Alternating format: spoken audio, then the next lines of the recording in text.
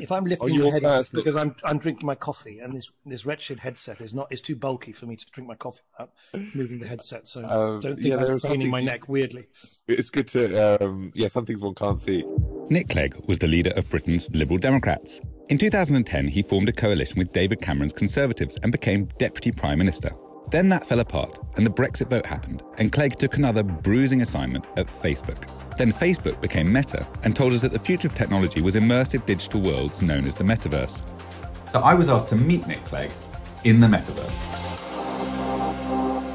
Can I start off and ask, you're obviously now much more tech savvy than I am. Hang on, Henry, before we start, can we just turn around? Look, we have a logo for you, you see. I just wanted to check that we just check that you know that we've provided all. Thank you for all corporate accoutrements. All corporate accoutrements that. I mean, I think in your politics you had a sort of anti-establishment bent, and does the tech world fit into that? I think the British political establishment is in deep trouble. I think it's an unreformed set of institutions, which I think are really holding the country back. And I've long viewed social media as being something which, in the end, is enormously empowering because it allows billions of people to express themselves in a way they couldn't do before without being told what to say, what to think, and so on. What's the decision you found sort of hardest or that's most brought that home to you? Oh, I think the Trump decision. Right. Which Mark asked me to sort of lead on. And I really, really wrestled with that because on the one hand, it seemed entirely clear to me that, what appeared on our platform in Trump's name transgressed some pretty basic principles. And there was a very strong case that he should no longer be entitled to express himself on our platform. On the other hand, whatever you think of Donald Trump, he's the former president of the greatest democracy on the planet. And it is an exercise of considerable power on the part of then Facebook to say, no, you're not welcome on our platform for 2 years. And what was interesting was that we got roundly criticized, interestingly, by people like Angela Merkel and Macron and others who were saying how. So it's a classic dilemma, which was that if we had not taken that decision, we would have been roundly criticized probably by the same people for not acting. Because remember, Twitter had said that he would be, he was sort of verboten for life. Mm-hmm. And yet, in taking the action, we're accused of deploying too much sort of private sector power. And interestingly, by the way, not that you've asked, the most difficult decision I feel we took in government, which is quite different to what people often expect me to say, and it's also the one I probably regret the most, was the military intervention in Libya. I found that absolutely agonizing, and I think we got it wrong. I thought we got it really wrong, and it's the one I regret most, actually. Not interesting enough. When did you become convinced it was wrong? Quite a long time afterwards. So I'm not going to pretend it was an instant sort of wisdom, but maybe about a year or so later. And of course, at that time, I remember oddly, I remember speaking to Biden about it a lot, and Cameron obviously was speaking to Obama a lot, and they were very, very wary of what we with the French. I mean, gosh, isn't that an interesting thing, Henry? To think back on it to a day where the French and the British take a joint military decision, where now we can't even agree on fishing licenses. I mean, it's just an amazing illustration of how the world has changed. I think you reported when you first met Mark and Cheryl, you said the problem is that people think you're too powerful and you don't care. Yeah, and I mean that remains the case. But at the same time, Facebook wants to be more powerful, and Meta, the metaverse will, if successful, lead to an increase in Facebook's power over people's lives. I think the answer, as ever with power, is to hold it to account. One of the things I would love us to do, and I think we will do this, and this is something that, I think many people in the company believes is right, is just give users much, much, much more control. So the power relationship between the platform and the user shifts much more to the latter. That's the first thing that you can do.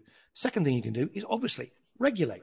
Put rules in place about elections, about privacy, about data portability, about content moderation. And then the third thing you need to do is just kind of is devolve things from decision makers in the company where you can, which is why I think the oversight board is so important. And then the final thing I'd say is I do think there's a considerable potential for the kind of fundamentals of blockchain technology such that you have a trusted system, but you have no central authority running that system, which is in essence the kind of governance insight of blockchain. I wonder whether that's something actually you could start instilling in the metaverse. In other words, that you have in the metaverse forms of governance where precisely the company is not in control and is not peering like Big Brother over your shoulders. Do you have an idea of what safety looks like in the metaverse? I.e., will I be allowed to, in some kind of meta environment, walk over and sort of and push you and maybe slap you, or like I might do in a pub? If you're in Horizon, as you are now, right, that's run by Meta, that's owned by Meta, it's designed by Meta. Clearly, Meta then has a responsibility to make sure that you and I have got the controls we need to keep ourselves safe, and we have those already. You can literally a press of a button, you can sort of make yourself invisible. You can abstract yourself from a space where you don't feel safe. You can report to content moderators, but remember that the metaverse is far bigger than the metaverse. It's far bigger than Horizons. You will move from this space to a different space, maybe run and designed by Microsoft or by Roblox. The technology of the metaverse means that you and I will be able to literally create rooms ourselves. We will need to think really hard about the different layers of responsibility. It's obvious to me that if you're a company that is designing the basic operating system, you have a heavy responsibility for how that operating system works, in the same way that Apple and Google have a heavy responsibility for the way in which Android and iOS work at the moment. Could you stay another 5 years here, another 10 years in California? No. I don't think so. But not another 5 years. I don't know. But I'm such a European at heart. But the work, I've got no sell-by date in my head at all, not least because I actually think there's some really big things that I've been working on, particularly this whole new kind of generation of regulation that I want to see through. I want to see how this pans out. It fascinates me. How's the meeting worked out, the metaverse? Was this as good as Zoom?